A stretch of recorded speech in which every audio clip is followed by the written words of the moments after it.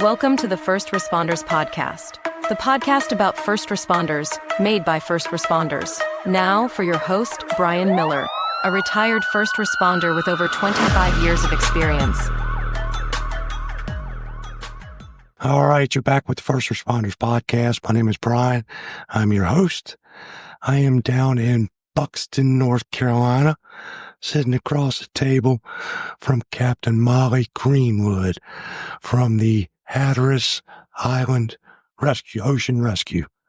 Is that the right title? Yep. So we're Hatteras Island Rescue Squad, and I'm just in charge of the Ocean Rescue Division. Awesome. So real quick, let's talk about, is it Cape Hatteras, Hatteras Island, Hatteras Island, yeah. Okay. Let's talk about Hatteras Island because we are in the middle of summer.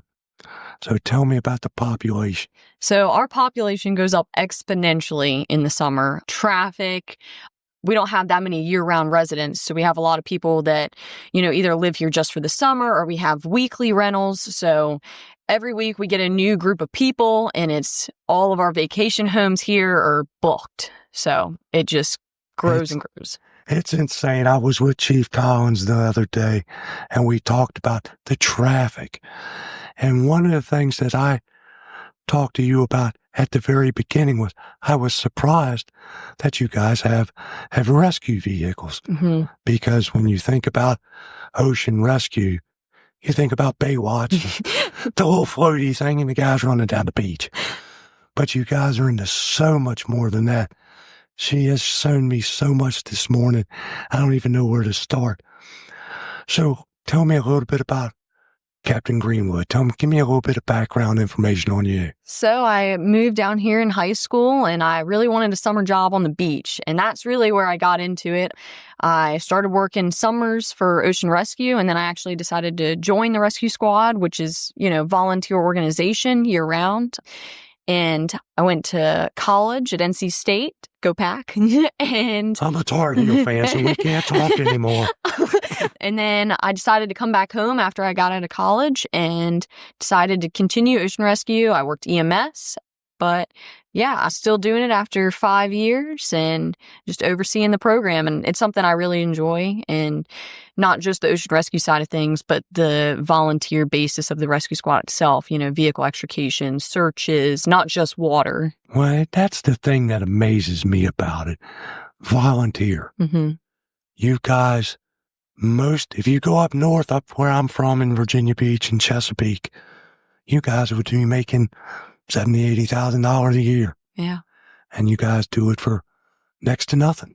Yeah, I think it's the community basis we have down here. Everyone has each other's back, and if something bad's going down, we all want to be there. So and it's a very small, as far as population-wise and geographically, a very small place. Yeah. The rescue squad, we start in Avon and we cover to Hatteras Inlet, and it's about approximately 30 miles to cover. But we're just people see us and they're like, oh, it's the beach, the dunes. But there's actually a lot of wooded areas and deeply wooded areas that, we have a lot of searches in. And a lot of people don't know about these small little hidden places. When you told me about the Park Service earlier, I had no idea. Yeah. No idea. I didn't think there was any park down here. So completely volunteer service. Go into some of the training that you guys do, because from what I understand, other people have told me that you guys are one of the most well-trained outfits in the state. Well, we appreciate that. So every week we try and do a water rescue training on Sundays in the summer. Okay. We'll do it Sunday mornings. But then, in our off season when we're not super busy, we'll do TR classes. So we have an in-house teacher that can actually instruct some of our TR, like rope rescue, stuff like that. You say TR. Technical rescue. Thank you. And we also will do it's third Thursday or after our business meetings, we'll conduct some an hour training or something like that, just to get everyone together. We have to do annual CPR training. Everyone has to do it. We go over skiff, boat operations, extrication. We'll get some cars to cut up and mess around with out here in our parking lot. Sounds like fun.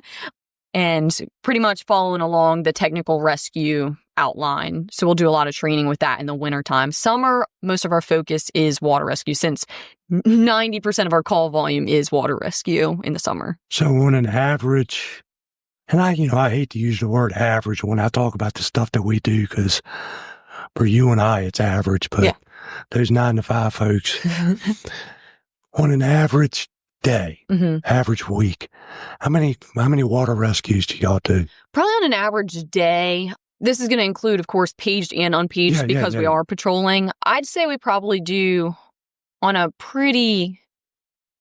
I'd say without like big surf or forecast, it's probably like 3 a day. Oh, wow. But now when we get heavy surf or the rip currents are predicted to be high, we could do probably 15. Yeah, because those gnarly surfer dudes don't have enough sense. So, I mean, we are lucky too. We are surrounded by a community that everyone, even the surfers, are looking out for everyone on the beach. So we've had a lot of like undocumented rescues, right? Those guys are seeing it happen and they just bring them in and there's no talk about it. So. Wow. So let's go back to the technical part of this because you're talking rope rescue. What do you do rope rescue? Where would you have rope rescue here? We haven't had many, probably most likely like towers or the like radio towers or, water towers. But in honesty, like that's not my big forte. Yeah. We have people in here though that's a big thing for them. But we haven't had to use it much. I'm sure there's been some vehicle extrication. Stuff like that. Yeah. And where do you guys get trained? So we do a lot of in-house training, but we'll send people out to take like, Paratech University or stuff like that. We'll of course, spend the funds to send someone off to school. Yeah. But a lot of like medical training wise, we work with Dare County EMS and a lot of people who also volunteer here work for Dare County or work for fire departments that are paid around here. So they get, So everyone kind of gets training here, there, and then we also offer a lot of training here in-house. And I know that the EMS training is done through the community college. Yep. What about the technical rescue, the rope stuff, the building stuff? Is that done through the colleges too? Or do you go to different departments? So I believe it's through the college, but we do have a member here that is also an instructor. Oh, okay. So, like I said, a lot of that, not my huge forte. I got you. Yeah. And so obviously you guys are all lifeguard trained. Yeah, so we actually have our own kind of standard. So we're not like USLA or Red Cross. Okay. We're actually surf water rescue. And is that a standard that you created? Yep. Okay, I got you. So the rescue squad has created their own surf water rescue standard. And what about the different levels of medical training that you guys have? So we have anywhere from EMT, I'm an AEMT, and then we have paramedic. Right now we're practicing as a BLS agency. Okay. But yeah, we do have a wide range of knowledge. We have some RNs that volunteer here. We have an RN that actually is one of our supervisors for water rescue. So we have a lot of people with a lot of different backgrounds. And you and I went for a ride earlier, and we touched on this briefly while we were riding. The beach where I live, you have a lifeguard stand every 100 yards or whatever. I don't go to that beach. Place is dangerous. Anyway, you said you guys don't have lifeguard stands, correct? Correct. National Park Service funds down here, they have one in Frisco and Buxton, but that's not anything to do with us. So we do roaming patrols. So we're driving trucks and UTVs up and down the beach all day, Monday through Saturday. Okay. And they're doing a lot of public education. So if they're seeing a rip current, they're going to go talk about it with the group that's set up right in front of it.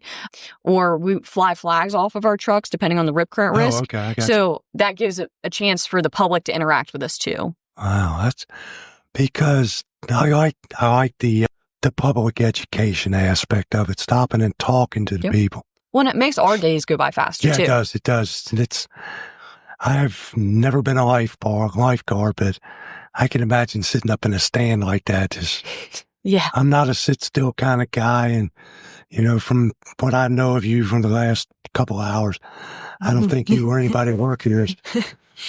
When I got here this morning, folks, Molly said we stepped into some chaos. We got here and the cell phone towers were out and they were scrambling, but, it's organized chaos, as you say.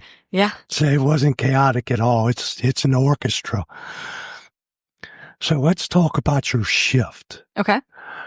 What type of shift work do you guys do? So for me, it's typically a 40-hour work week here. So we have 2 different shifts. One's 9:30 to 5:30 and one's 10 to 6. Okay. And half of our crew will come in at 9:30, half will come in at 10. And this is just Monday through Saturday.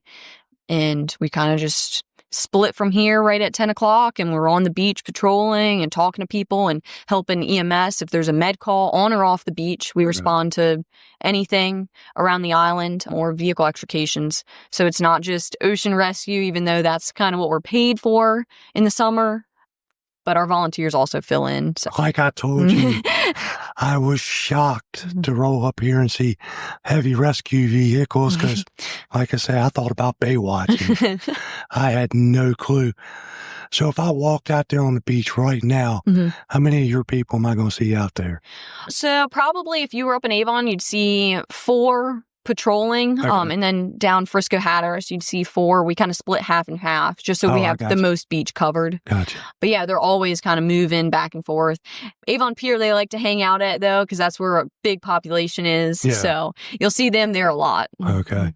And I've noticed on the drive in that another ocean rescue, Chickamacamico. Yeah, there you go. Thank you. Are they set up the same way? Yeah, they're roaming patrols as well. Oh, okay. Yep, they cover pretty much south of Oregon Inlet Bridge to where we end at Ramp 30 or where we begin. So they cover that middle spot. But it's all still Dare County, right? So it's kind of funny, like they're independent. Yeah. I mean, geographically, yes, they're still geographically they're Dare County. Okay. Yeah. Yeah, it's been an education coming down into the Carolina because, like I told you earlier, man, y'all do things. I'm not going to say backwards. It's the exact opposite of Virginia because we're required to supply fire, and then EMS came along later, where you guys are required to supply EMS, and the fire is either volunteer or brought into the county, which is really cool. Yeah. So heavy rescue, what about, and somebody mentioned this the other day, you get one of these tours and they dig a big hole in the sand, and how often does that happen? Quite a bit, actually.